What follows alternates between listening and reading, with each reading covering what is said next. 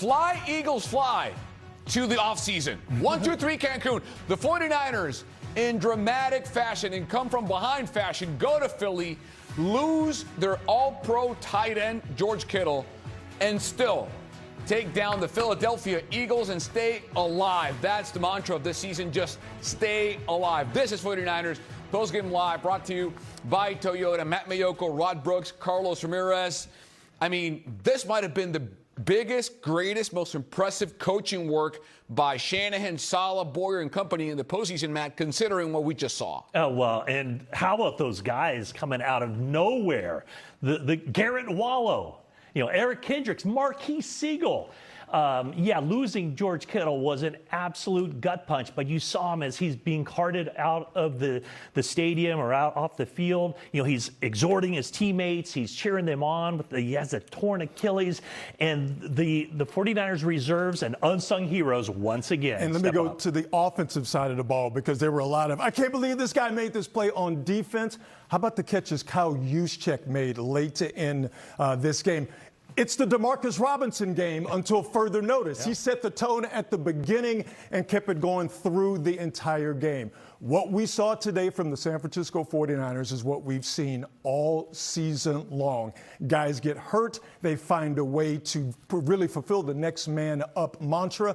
And the Niners defense, it was pure bend but don't break today. But that fourth down stop to ice the game for the Eagles, we're going to be talking about that one for ice the game for the Niners against the Eagles, obviously. We're going to be talking about that for a long, long time. Matt, Brock Purdy did not have a good game, yet the standard with which every great quarterback is measured, or at least one of them, is when the game's on the line and the ball's in your hands, can you architect, can you draw, can you concoct a winning drive? And Brock did it today. Yeah, 2 interceptions, both in the second half, not good.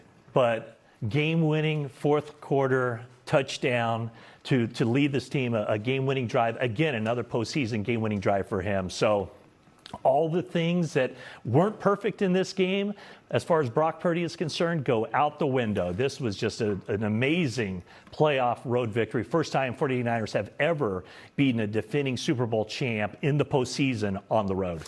Were you more impressed by what the offense showed both in the beginning and the end of the game, the bookend drives of this game, Rod, or the just sheer will and proficiency of the defense, even though the play calling was awful by the Eagles? The defense did their job. They held them to 19. Well, why not both? And I'm going to start here with the offense.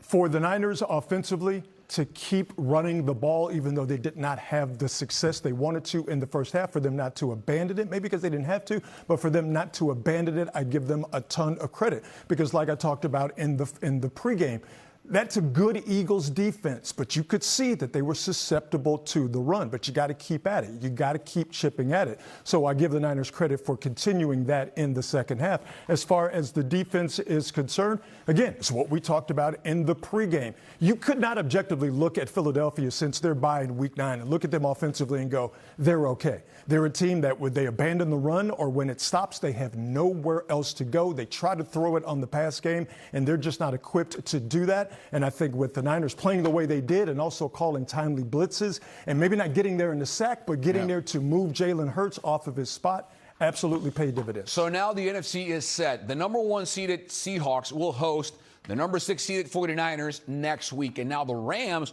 travel to Chicago to face the Bears. We go out to Philadelphia to the link, and we link up with the 49ers reporter, Jennifer Lee Chan. Jennifer, this is pretty simple. First question, how unlikely is what we just saw for the 49ers? This is the most unlikely playoff team I think I've ever seen, and it's definitely the most unlikely playoff team in Kyle Shanahan's tenure as 49ers head coach. I mean, they have lost Fred Warner, Nick Bosa, now George Kittle. They've been without Brock Purdy. They've been without Ricky Pearsall, Brandon Ayuk. I mean, it's just incredible that this team is actually advancing to the next stage. Jennifer, what do you know about George Kittle and the reaction? Because we saw the team get deflated, but then somehow just find the rhythm and come back and win the game. What do you know about George? I mean, that's the story of this season. It has been huge all-star players going down and then finding a way to win. But against all odds. I mean, it sounds like George Kittle has it's confirmed that he has torn his Achilles. He'll be out, and it will definitely affect his 2026 season. But this team rallies on. They head up to Seattle now, a very well-known foe. Right behind me, the few Niners fans that are here in the stadium are doing a Let's Go Niners chant. It is unbelievable, this team, and just the spirit. And Brock Purdy, not a great game, like you guys said. 2 interceptions, but the defense, it's a skeleton defense, and you've got guys like Eric Kendricks and Garrett Wallow stepping up, stopping this Eagles offense that is filled with all pros. Just an impressive performance by this team overall. Yeah, you talk about the defense, though. What stood out to you from what Kendricks did in that unit to stop and keep the Eagles just at 19 points tonight? I think it was staying disciplined. Kendricks knows he's a veteran, and same with Garrett Wallow. I think the part about their play is that they're smart. The intelligence, knowing where to go, making sure everybody's on the right call, I think that says a lot. Tatum Bethune did a really, really good job, but Eric Kendricks has more experience, and so that veteran experience really showed up on the field today. Garrett Wallow, also not a lot of play this season, but he also has a ton of experience, so that kind of won out. This 49ers defensive line that doesn't get a whole lot of pressure did what they had to do to make sure that the Eagles were stopped.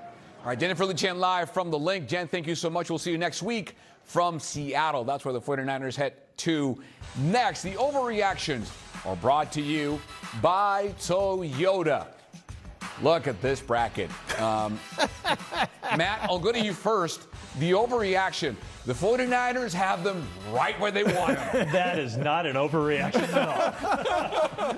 And you know what? There's a part of me that really feels like this is the game the 49ers wanted. Yep. And this is also the game that maybe the Seahawks didn't want. Yep. Because we just look back, what's it been now? 8 days. Yep.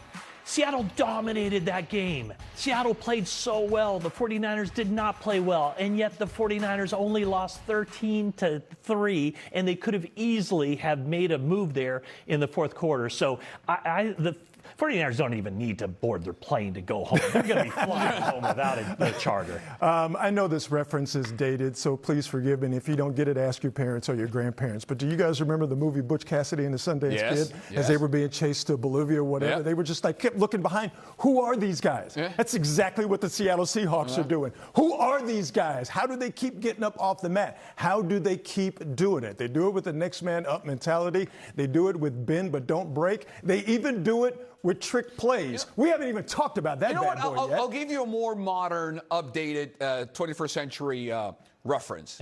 This 49er team is filled with John Wicks. They're just John Wicks. They get hurt, they get cut, they bleed. You know what? They keep coming. Someone killed their dog. Whoever did made a big mistake. You don't mess with a man's dog or his car. These are a bunch of John Wicks, and they just won't stop coming no matter what happens. And you have a bunch of guys who have that mentality, and the Niners are clearly a superiorly coached team, especially compared to what we saw. What did it take you to 1 point? Maybe it made a big deal, maybe it didn't. A.J. Brown dropped, the first of his 3 passes, and Nick Sirianni ran up to him as he was coming off of the field. They had a little interaction, a little testosterone presentation, and that's it. Listen, we know it's coaching. It was no harm, no foul. And we know that Kyle Shanahan could get fiery. But could you imagine Kyle Shanahan in a situation where your interaction with your receiver is not all that great anyway, running up to a guy as he's coming off a field? He feels bad enough about the situation as it is, and you're yelling at him about this, that, and the third. Before we compare the quarterbacks, Matt, look at the scoreboard. 23-19. Yep. When the Eagles scored that first touchdown, they missed the extra point.